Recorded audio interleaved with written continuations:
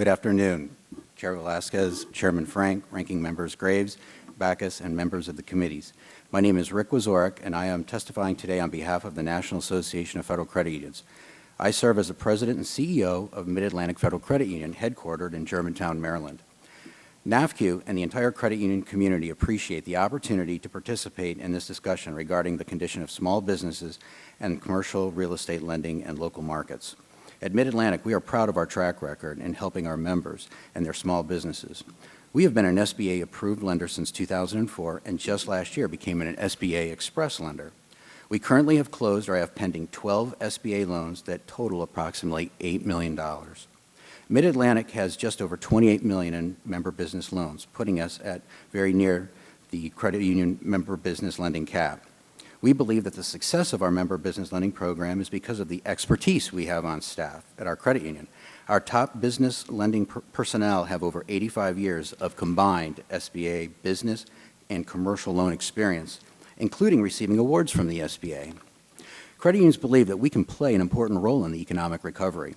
Credit unions have fared well in the current economic environment, and as a result, many have capital available. A number of small businesses who have lost lines of credit from other lenders are turning to credit unions for the capital that they need. With this in mind, NAFCU strongly supports the passage of H.R. 3380 and the Promoting Lending to America's Small Businesses Act of 2009.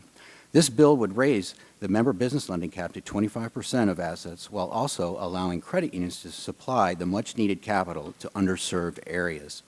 The legislation would also change the definition of a member business loan from $50,000 to $250,000. This is a significant step, for as this panel knows, one of the biggest declines in lending has been for loans under $250,000. Credit unions have been making business loans for decades. However, the Credit Union Membership Access Act established a statutory cap for the first time in 1998. The same bill also directed the Treasury Department to study the need for such a cap.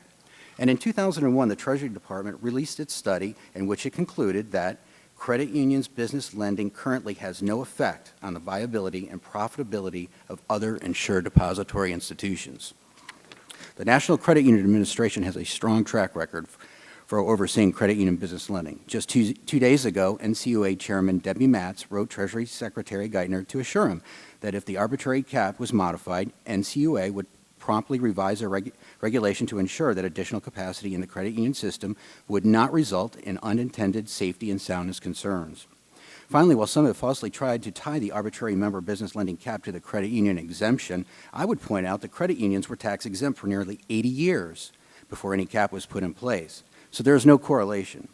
Additionally, we also support the continuation of the 90% guarantee and fee waiver on SBA loans through at least the end of 2010. While some have proposed raising the maximum SBA 7A loan amount from $2 million to $5 million, we do not believe that this is a good idea. Maintaining the $2 million limit allows the SBA to guarantee a greater number of loans, thereby helping more lenders, small businesses, and more communities. As this panel is aware, earlier this month, the President proposed creating a new $30 billion fund with money remaining from the TARP to make capital infusions into community banks to encourage loans to small businesses. As the program is currently proposed, most credit unions would be ineligible to and statutorily unable to participate in it due to how capital is defined in the Federal Credit Union Act. We applaud the administration for its focus on increasing job growth and small business lending, and we believe that the administration should also find ways to include credit union business lending in its efforts. Raising the arbitrary credit union member business lending cap would make it easier for small businesses to have access to loans. Furthermore, this could be done without costing the American taxpayer a dime. Many credit unions, such as mine, are approaching the cap but have the funds available. In conclusion, the current economic crisis is having an impact on America's credit unions, but we can continue to provide superior products and services to their members. Credit unions stand ready to help our nation's small businesses recover from the current economic downturn.